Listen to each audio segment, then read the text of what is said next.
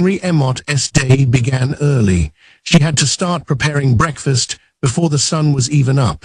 That was partly because she wasn't quite as used to the work as her deceased mother, so she took longer. The other part of it was that she had to make a huge amount of food, cooking for Nemu, herself, and the 19 goblins who had sworn allegiance to Henry. 21 people, plus 2 more meant she was very busy. Her situation was more aptly described as a battle. Henry could still hardly believe that the mountain of ingredients towering before her would vanish after a single meal. Well, it is 6 times larger than before, after all. Taking a deep breath, she rolled up her sleeves, ready to begin. She quietly chopped the vegetables, then switched knives and sliced the meat. She already decided the order of what needed to be handled. Henry had never been a very good cook, so her efficient preparation of so much in such a short time was a perfect illustration of what humans were capable of under pressure. The sound of Henry's cooking woke up her little sister. She wandered into the kitchen, rubbing the sleep out of her eyes. "Morning, Henry." "I'll help." "Morning, Nemu. I am fine here, so please do what I asked for yesterday." Nemu made a pouty face for a moment, but she ended up obeying with no complaints. She offered a single oki before shuffling away. Henry stopped for a moment. Pain shot through her heart. Her 10-year-old sister used to be a lively girl. She had no qualms about trying to get her way. But ever since the attack, her childlike innocence had faded. Now she did exactly what Henry told her without so much as a peep. She'd become such a good girl it was depressing. Their parents' warm smiles flickered across Henry's mind. It had been several months since the attack, but the emotional scars hadn't completely healed. If it had been some sort of illness that claimed their lives, then at least she would have had time to prepare herself. Maybe the pain wouldn't have lingered so long if it had been a freak accident or natural disaster. That would have been nobody's fault, but the deaths of her parents were different. There was plenty of blame to lay. Henry squeezed her eyes shut. In front of the others, she did her best not to let any weakness show. But when she was alone, her loneliness gouged at the scars in her heart. Yet behind her eyelids, she saw their kind parents. Even when she opened her eyes, they were still there. Touching memories filled her mind. Spurred by the dark spiral of emotions inside her hatred for the people who killed their parents, she swung the carving knife with a mighty heave. Its momentum carved a clean slice through the meat. She furrowed her brow at the dent she'd inadvertently made in the cutting board. She should know better. If the knife gets chipped, it will be hard to fix. "Sorry, Mom." This was the knife she had mournfully inherited from her mother. She apologized for treating it carelessly and put a lid on the hole in her heart. As she was running her finger along the edge of the blade to make sure it wasn't chipped, the door next to her opened. The one who entered wasn't human, as evidenced by his small stature. It was a type of subhuman known as a goblin. "Good morning, boss lady. It's my turn today. Is something wrong?" The goblin bowed politely and looked at Henry's hands with concern. The goblin conducted himself as a subordinate, even though she was just a village girl, because she was the one who had summoned him.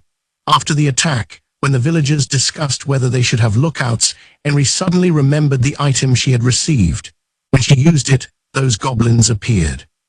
The villagers were shocked and frightened of the monsters, but when she explained that they were summoned with an item the village's savior, Sir Aints Ulgaun, had given her, they seemed to relax a little. It went without saying that the villagers trusted Aints Ulgaun. They were incredibly grateful to him, after all. The work the goblins had accomplished since then completely dispelled the villagers' remaining doubts. "Good morning, Kaijari." "I was being a little too aggressive with the knife." Kaijari was one of the goblins who had been summoned. His worried face, furrowed brow and all, seemed more appropriate on a man-eating bear whose hibernation had been interrupted. "That one do. Please be more careful. There's nobody with blacksmithing skills in this village, you know. We can repair our gear either." "Oh, that's right." Kaijari tried to be more cheerful. He said, "Well, we'll figure something out eventually," and set about helping to cook breakfast. He took smoldering embers out of a pot he'd brought and lit the oven with a practiced hand. His skill was clear from the way the tiny flame rapidly grew into a roaring fire. But he can cook. I wonder why. The goblins couldn't make even simple dishes themselves. At first, she thought it was because their diet consisted of raw meat and vegetables, but it turned out they preferred cooked food. Of course, they would still eat something whether it was prepared or not, but maybe summoned creatures can tea cook. Well, I am just a village girl, so how am I supposed to know? Having reached that conclusion, she concentrated on her work. Luckily, the knife hadn't chipped. Before long, they were done cooking. There was a lot more food on the table compared to when her mother had been cooking for the family. Her family had received a share of meat from the rangers sometimes, but it wasn't nearly as much as they had now. The increase was due to the village operating across a larger territory these days. The surrounding Tove woodlands provided them with many resources. These included firewood, edible fruits and vegetables, animal meat and skins, and all sorts of herbs.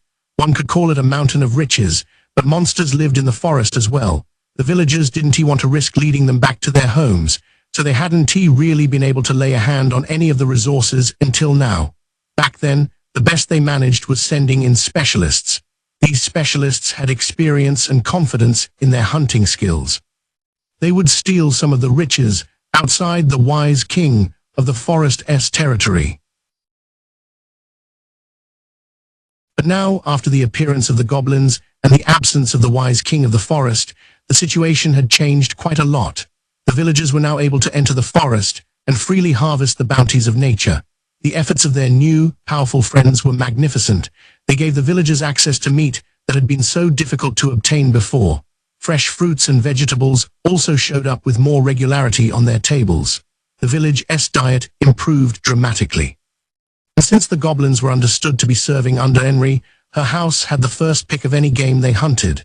A ranger who had joined the village recently also contributed to the improvement of their food situation. She used to be an adventurer in Rantle.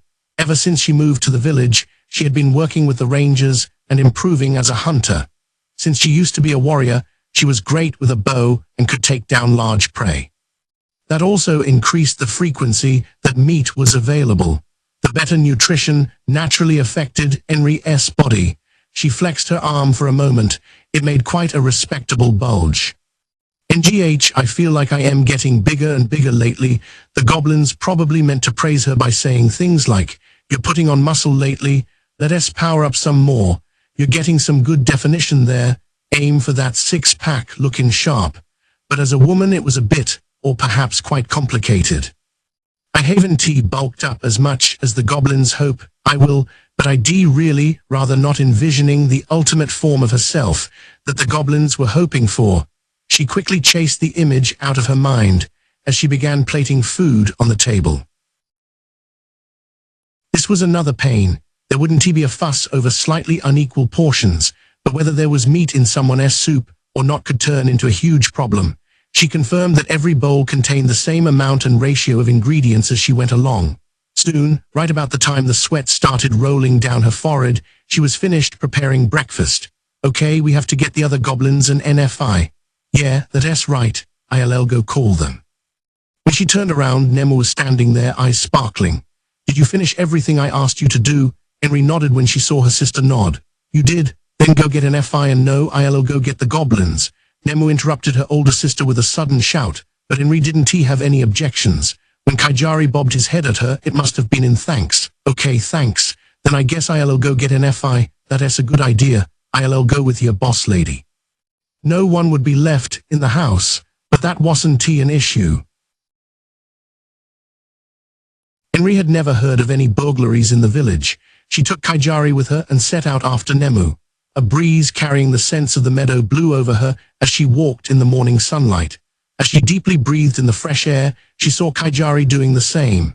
She smiled in spite of herself. When Kaijari noticed, his face twisted into an evil sneer. There was a time when Henry might have been terrified. But after living together as long as they had, she knew for sure this was a happy expression. Henry enjoyed the pleasant weather as she headed for the house next door.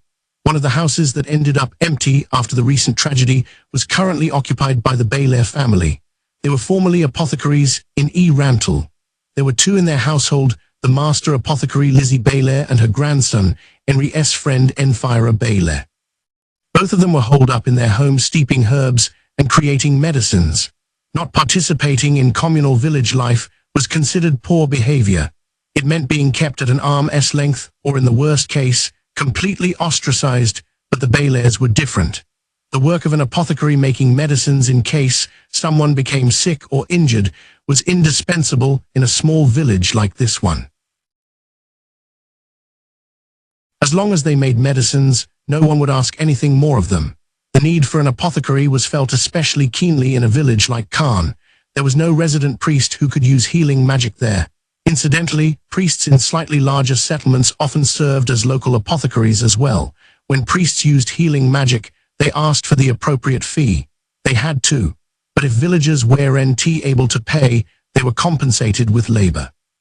The priests would use herbs to make medicines for people who still couldn't pay. Treatments done with herbal remedies cost less than magic healing. There was a cleric among the goblins who could close up small cuts in an instant, but the villagers all agreed they should save his power to deal with serious injuries. Still, there were limits. The few spells the cleric knew didn't include any that could cure sickness or poison. For that reason, everyone was thankful the Belair family stayed inside their house and devoted themselves to making medicines. Despite the fact that they did such important work, almost no one in the village went anywhere near them. The reason for that became clear upon approaching the house. Henry scrunched up her nose. Kaijari did the same thing, only in a more menacing fashion. A nasty, pungent smell hung in the air all around the Belair house. It practically seemed toxic. Herbs sometimes gave off sharp odors when crushed, but there was at least something fresh and natural to them. They didn't produce dangerous smells like this one. Henry exhaled through her mouth and knocked on the door.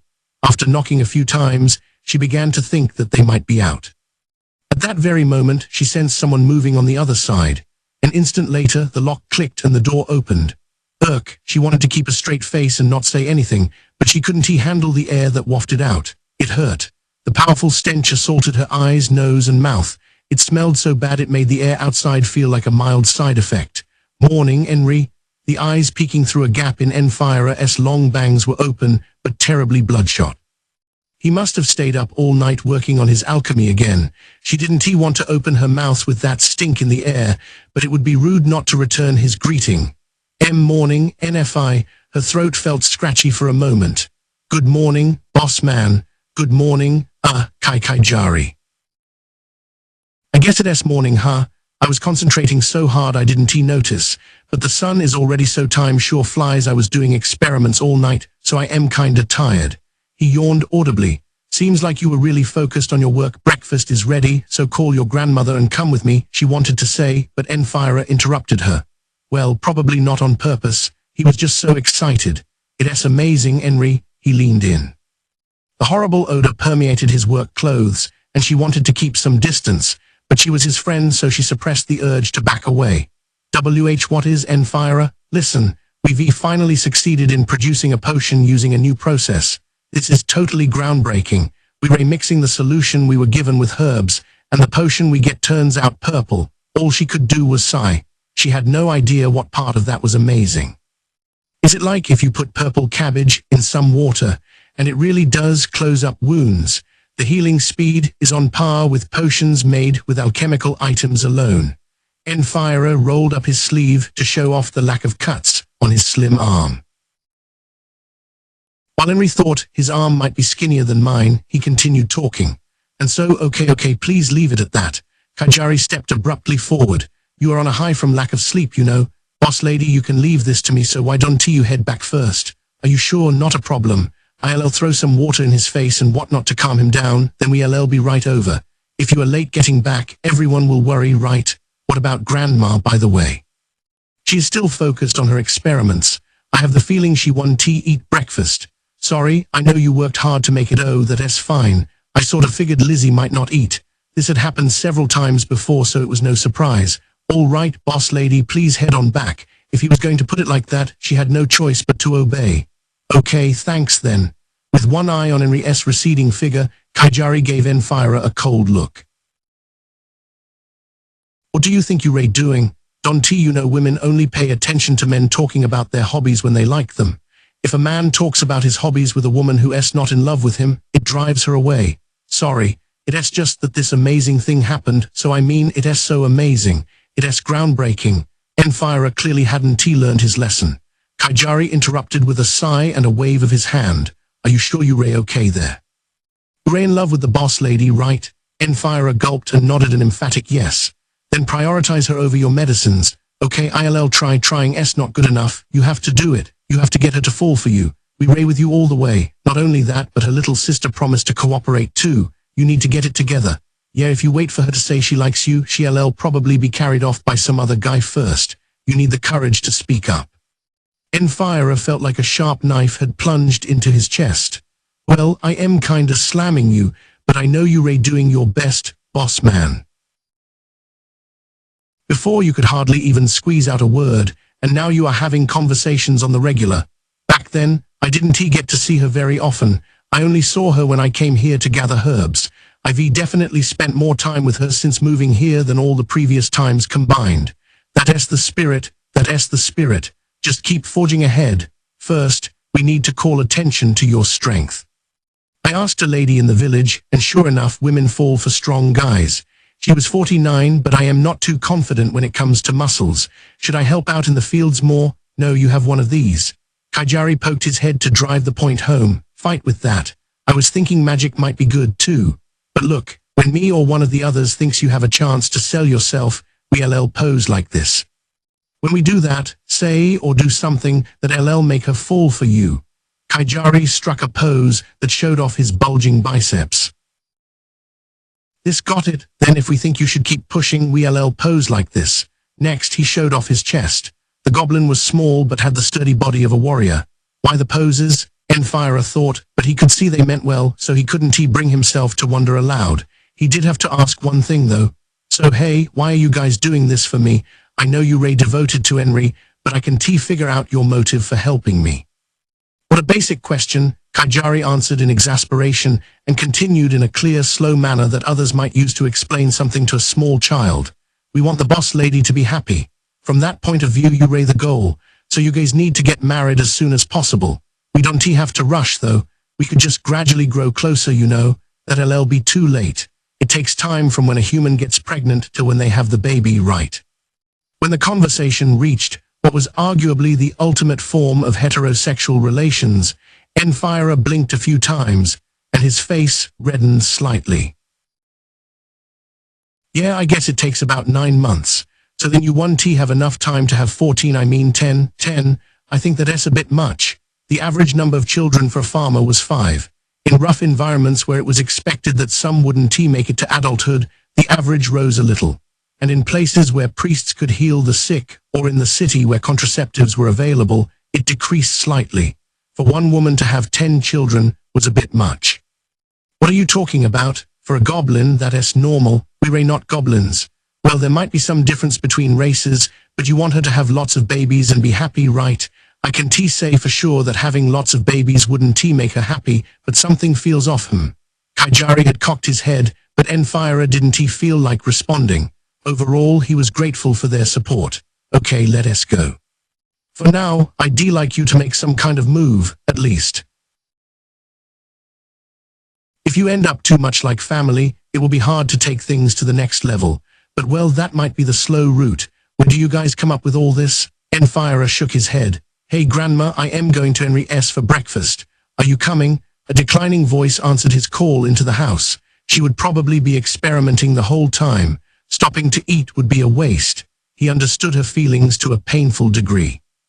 The various alchemical items and instruments in this house were all highly advanced. The correct way to use most of them completely eluded the pair. A maid serving the caster Aints Ulgown had delivered the tools, saying he and his grandma should use them to make new potions and alchemical items. She also brought other things, like a legendary herb purported to heal any and all ailments. When they asked how to use the solutions, materials, and unfamiliar instruments, the maid only said, "Think for yourselves," so they were left with no clue how to proceed. That's why they had been working without anything that even bore a passing resemblance to a break, conducting every kind of experiment they could think of. They were sure they were making progress, even if each step forward was slow, and even if they sometimes encountered major setbacks. It had probably been the most intense 2 months of Enfira's life, naturally, but also Lizzie's. The final fruit of that labor was a purple potion on the table, which completely absorbed Lizzie's attention and caused Enfira to lose himself in the excitement. "I'll go get some for you then, Grandma." Having said that, Enfira closed the door and turned to Kaijari.